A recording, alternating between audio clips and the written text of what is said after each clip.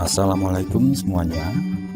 Sebelumnya saya ucapkan terima kasih karena masih terus mengikuti cerita bergambar di channel ini. Dan untuk kawan-kawan yang belum subscribe ke channel ini, dukung saya ya.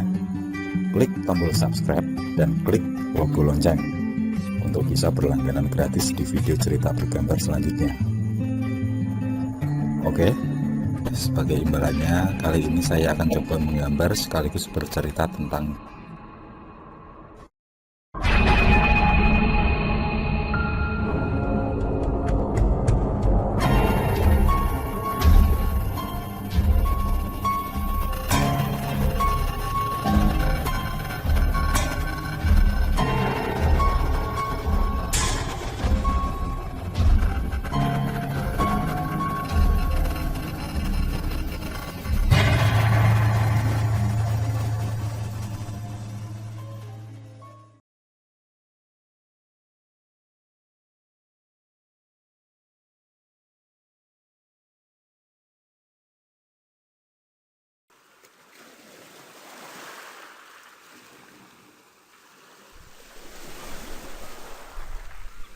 Sophie berdiri di acara tabur bunga di tepi laut, di mana pesawat yang ditumpangi Alvin mengalami kecelakaan. Hatinya diselimuti rasa tidak percaya dengan apa yang dilakukan Alvin. Sama sekali berbeda dengan sikap yang ditunjukkan saat bersamanya, lembut dan penuh perhatian. Tapi ternyata sangatlah kejam apa yang telah diperbuat. Sophie membuka kacamatanya. Saat akan melangkah pulang, sekilas dia melihat Saka di tengah kerumunan para pelayat. Segera dia menghampiri dan menyapanya. Saka, kamu ada di sini? Saka yang tampak terkejut menjawab, kamu Vi, aku mengantar paman. Anaknya yang kuliah di Singapura ikut menjadi korban pesawat. Kamu sendiri? Mereka menepi, meninggalkan kerumunan. Di bawah pohon mereka duduk. Kemudian Sophie menceritakan kedatangannya di tempat tersebut. Saka menatap wajah Sophie sambil berkata lirih, "Malam Valentine aku akan ke rumahmu. Kita rayakan setahun pertemuan kita. Sambutlah aku dengan istimewa, Vi." Sophie tersenyum. Sekilas dia melihat bayangan Alvin di tepi lautan, seolah akan meminta maaf padanya. Beberapa detik kemudian, bayangan itu menghilang. Yang tanpa dia sadari, ada sosok perempuan bercadar mengawasinya sedari tadi. Dengan berdiri tegak, sorot mata perempuan tersebut sangat tajam menatapnya. Ada kebencian di bias cahaya mata itu. Tunggu hari dukamu, Gumamnya di sela degup jantung yang bergemuruh.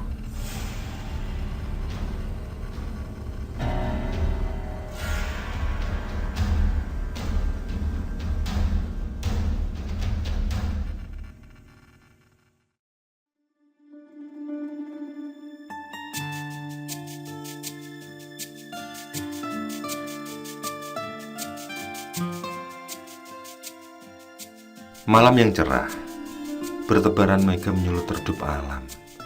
Separuh bulan menambah keindahan di ruang langit, menerpa hati Sophie yang berbunga di malam ini. Perlahan-lahan dia mampu menghilangkan kisah pilu tentang Alvin. Rasa cinta itu tergantikan dengan satu sosok yang mulai mengisi hatinya. Dialah Saka. Meski belum sepenuhnya mengenal pemuda tersebut, namun dia yakin ada cinta di mata Saka. Dan dia berharap di malam ini rasa itu akan diutarakan. Malam di mana mereka telah berjanji akan bertemu di rumah Sophie. Disinilah awal mula perjumpaan mereka.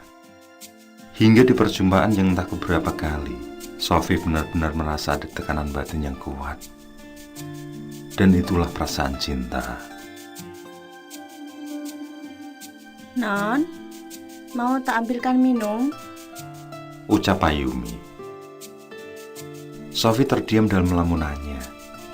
Dia tidak mendengar apapun yang diucapkan pembantu yang baru 2 minggu bekerja di rumahnya. Itulah keputusan yang Sophie ambil untuk menghilangkan rasa trauma, yakni mengambil seorang pembantu dan seorang sopir sekaligus tukang kebun. Mereka adalah Pak Yumi dan Pak Joyo. Non, Kembali, Pak Yumi hendak menawari. Namun kali ini Sophie lebih cepat merespon. Tampak dia sangat terkaget. Akan tetapi, bukan Pak Yumi yang diutamakan, melainkan jam tangan yang ditengok. Waktu menunjukkan pukul 8:05.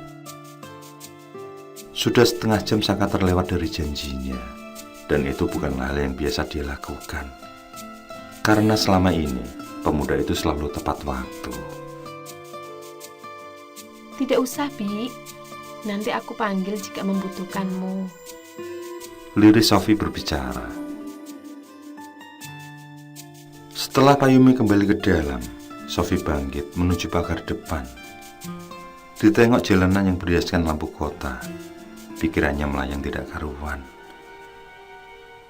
Saat melihat ke seberang jalan, trauma yang pernah terjadi kembali datang melaju di pikirannya. Di sanalah pertama kali dia melihat sosok Nendra dan Aryo, yang mana mereka menghilang saat ada janji dengannya. Kamu kenapa, Saka? Gumam Sophie diiringi cemas yang dirasakan. Hingga malam sangat larut, Sophie masih saja duduk di depan pagar menunggu cintanya. Dan itulah yang harus terjadi. Saka tidak menampakkan diri. Hati Sophie benar-benar teriris perih. Dia pun terluka di malam itu. Sama sekali dia tidak habis pikir dengan apa yang dilakukan Saka. Ucapan manis lelaki itu mengunyah di telinganya, yang membuat dia berteriak sambil menutup kedua telinga.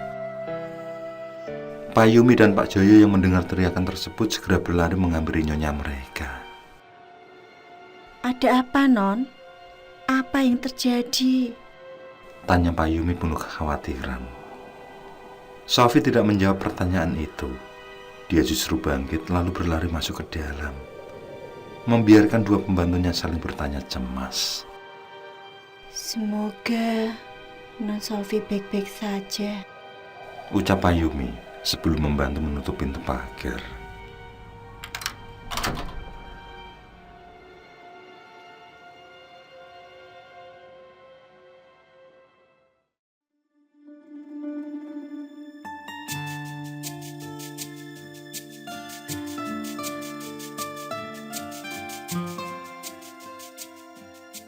Setelah memarkir mobil, Sophie duduk termenung di sebuah tanjakan menuju panti. Hatinya yang diselumuti kalut membuat dia menghentikan laju mobil itu. Dia tidak ingin kecerobohannya membuat celaka dalam berkendara. Dia menghirup nafas panjang, lalu minum beberapa teguk air mineral. Tampak guratan kecantikan terlihat saat angin sepoi mempermainkan rambut panjangnya. Angin itu juga mengajaknya mengingat sosok Saka. Di saat sedang menunggu ungkapan cinta dari pria tegap itu, mendadak sosoknya menghilang tanpa pamit. Yang baru diketahui hari ini, kalau pemuda yang menaklukkan hatinya itu pergi ke pulau seberang. Sophie tidak tahu alasan pasti tentang apa yang membuat Saka mendadak pergi tanpa pamit. Dan tidak ada seorang pun yang bisa dimintai keterangan tentang hal itu. Karena Sophie belum kenal benar pada sosok Saka, apalagi keluarga maupun kawan-kawannya. Sophie yang terlanjur jatuh cinta menyelidiki keberadaan Saka dari pamannya. Dia mencari alamat sang paman lewat data maskapai, yang mana anaknya ikut meninggal dalam tragedi pesawat tersebut. Dari situlah dia tahu di mana Saka sekarang.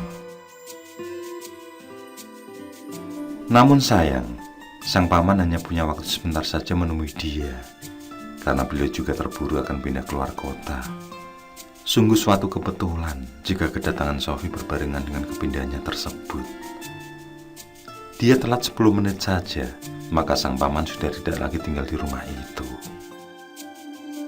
Menurut sang paman, Saka hanya berpamitan pergi keluar pulau. Beliau tidak tahu persis tujuan keponakannya itu.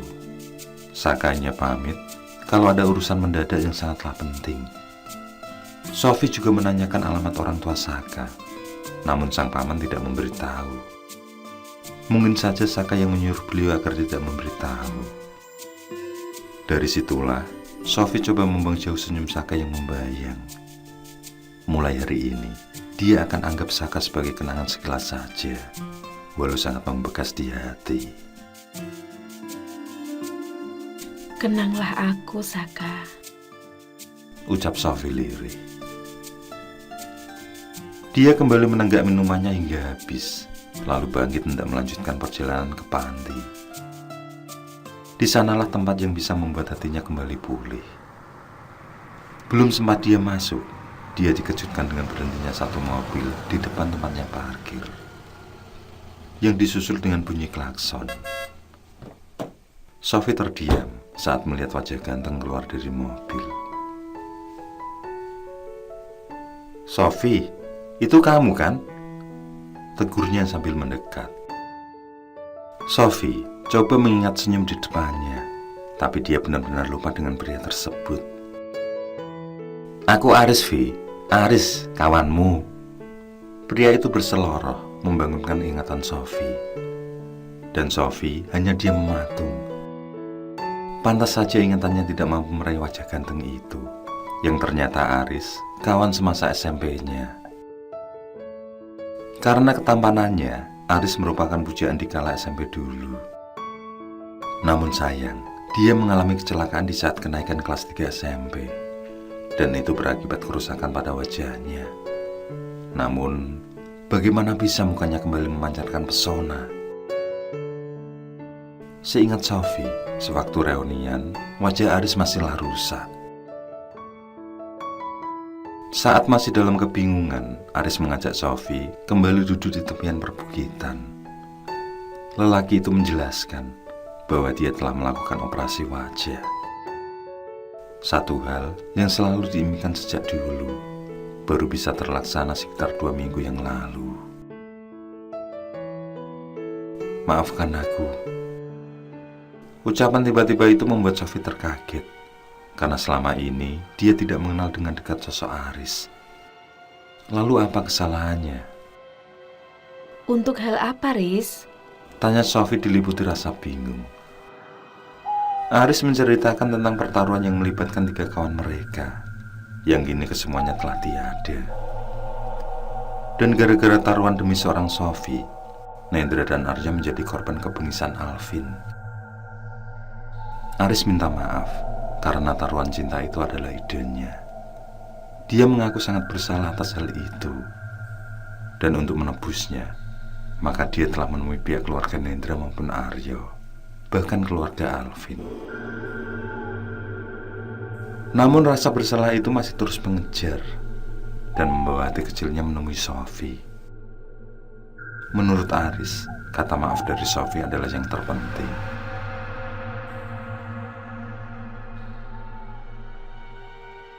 Semua sudah terjadi, Riz. Tidak ada lagi yang perlu dipermasalahkan. Ucap Sophie datar. Pandangannya menerawang pada sosok 3 kawannya yang telah tiada. Kita doakan saja, semoga ada ampunan di dunia mereka yang sekarang.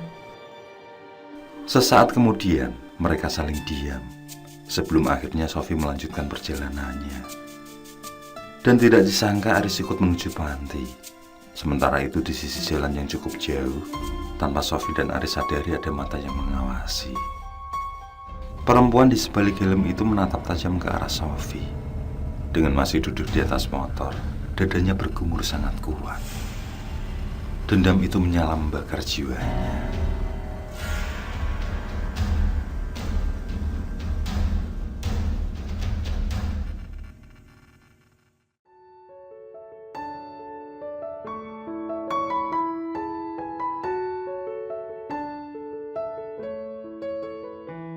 Sepanjang hari ini, Sophie berada di panti, begitupun Aris. Lelaki itu ikut berbaur hingga tamak mulai akrab dengan para penghuninya. Sophie hanya memperhatikan keakraban yang ditunjukkan Aris.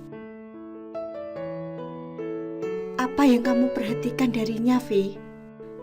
Ucapan Risma membuyarkan senyum Sophie. Sahabat sekaligus salah satu pengasuh panti itu memberi candaan padanya. Mungkin saja ada rasa padamu di hatinya. Lanjutnya, yang membuat Sophie tersipu. Meski 2 bulan telah berlalu, namun Sophie belum juga bisa melupakan kejadian buruk yang menimpa. Beberapa hari ini dia disuguhi rasa kecewa tentang perlakuan almarhum Alvin. Di sisi lain, dia juga merasa bersalah atas hal buruk yang menimpa Nisa, istri siri Alvin. Perempuan malang itu benar-benar mengalami nasib yang tragis karena dirinya. Dari beberapa sumber media cetak, Nisa merupakan seorang tenaga kerja di Singapura. Di sana dia bertemu dengan Alvin dalam sebuah acara penting majikannya. Dan cinta itu pun datang tanpa ada tameng. Meski berbeda kasta, namun Alvin tetap mengikuti kejujuran hatinya. Dia terus mendekati Nisa, juga memberi perhatian berlebih. Dari situlah Nisa ikut terlarut dalam rasa cinta. Kebahagiaan yang tidak pernah dirasakan sebelumnya, namun ditemukan saat bersama Alvin. Hingga keromantisan Alvin membuat pria itu mengungkapkan perasaan cintanya tepat di 14 Februari. Pada awalnya Nisa ragu untuk menerima cinta tulus Alvin. Namun lagi-lagi desakan hati nurani tidak mampu ditolak. Karena itulah perasaan kasih. Jika disembunyikan atau dipendam, maka deritanya terus mengikuti. Pada akhirnya Nisa tersenyum dan berharap Alvin adalah calon pendamping yang terbaik. Mereka pun mengikat janji sebagai sepasang kekasih. Sejak saat itu, Alvin menyuruh Nisa agar berhenti menjadi TKW. Dia berjanji akan segera menikahi perempuan tersebut.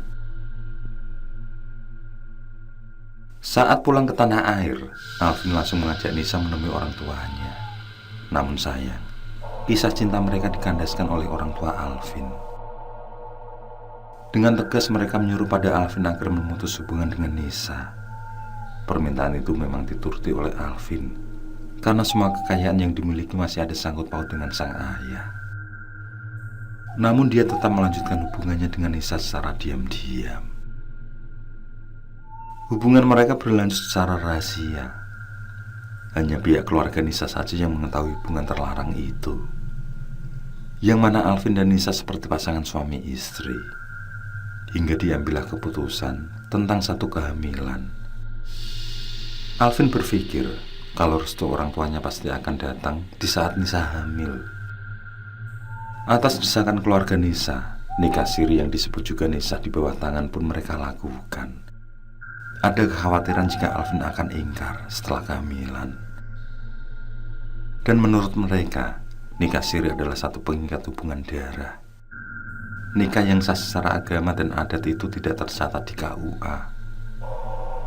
Sehingga jika terjadi hal di luar dugaan yang terjadi di kemudian hari, maka pihak perempuanlah yang dirugikan, karena hukum negara tidak memihak padanya. Beberapa bulan kemudian Nisa benar-benar hamil. Mereka pun sepakat membangun rumah mewah demi kenyamanan. Di saat menginjak kehamilan 5 bulan, mereka pindah ke rumah tersebut, meski pembangunan belum selesai. Dan kemudian setelahnya, mendadak sikap Alvin berubah drastis. Dia mulai mencampakkan Nisa. Bahkan dia juga mengusir Nisa dari rumah mereka. Namun dengan tegas, Nisa bersikeras akan tetap berada di rumah tersebut. Pertengkaran demi pertengkaran mulai muncul dalam bidu rumah tangga siri mereka. Hingga di satu pertengkaran yang terjadi, Nisa menyebut tentang sosok Sophie. Yang ternyata secara diam-diam Nisa telah menyelidiki atas sikap Alvin. Dan diketahuilah bahwa pertemuan dengan Sophie saat reuni menjadi penyebab kehancuran angan-angannya. Nisa pun mengancam akan mendatangi Sophie yang telah diperdaya Alvin. Jika kamu tidak membatalkan pernikahan, maka aku akan bongkar tentang hubungan kita, Mas. Orang-orang akan melihat kehamilanku, dan kamu akan malu di hari akadmu nanti. Ancaman itu membuat Alvin gelap mata. Lelaki yang sebelumnya tidak pernah berbuat kasar itu pun menendang Nisa hingga tersungkur.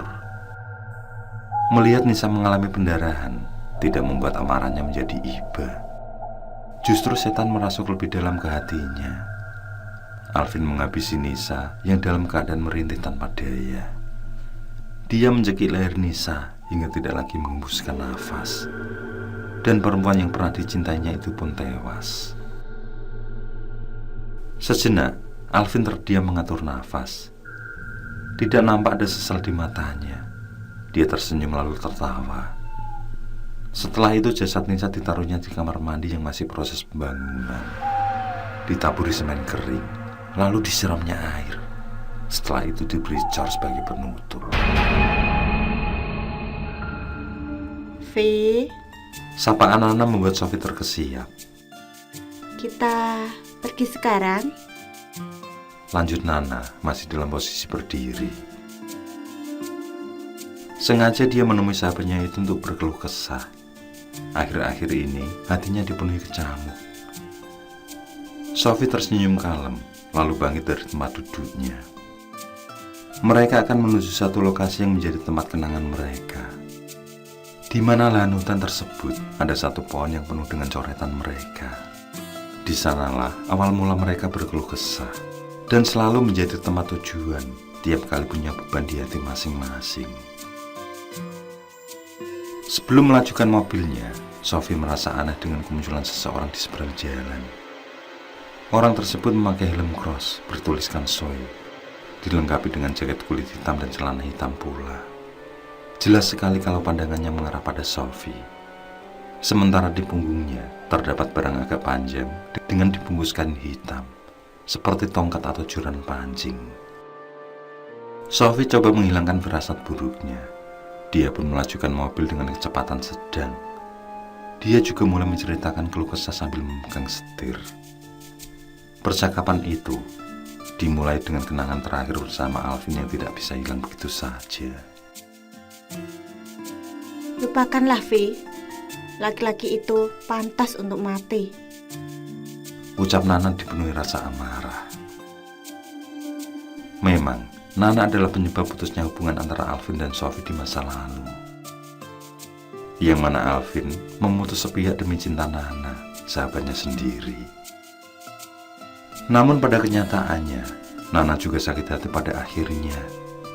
Hubungan yang terjalin beberapa bulan itu berdampak hebat pada mental Nana.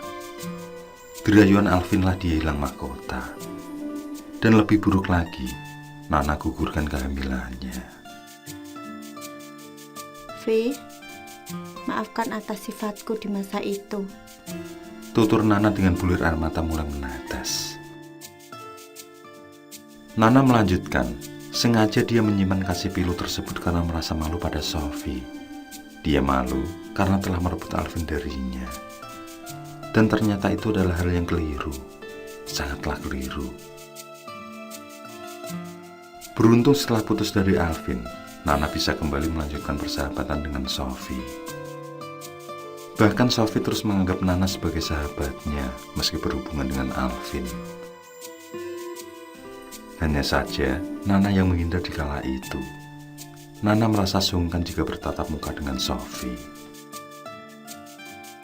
Kok malah kamu yang curhat sih, Nah? Ucap Sophie yang disusul suara tawa mereka. Namun suara tawa itu hanya beberapa detik saja dan berganti dengan ketegangan. Mereka berdua dihinggapi rasa takut luar biasa saat rem mobil tidaklah berfungsi. Berulang kali Sophie mencoba mengerem, namun mobil masih melaju tanpa bisa dikendalikan. Apa yang terjadi, V? Entahlah, apa yang harus kita lakukan ini, Nah? Perasaannya semakin kalut saat melihat sosok di pinggiran jalan. Tampak tangan kanannya melambai ke arah mobil Sophie yang melaju makin kencang. Sementara tangan kirinya memegang sebuah barang cukup panjang. Itu adalah tombak. Karena jelas terlihat mata tombak yang menggilak. Keadaan semakin tegang, dan pada akhirnya Sophie banting setir hingga menghantam pohon besar.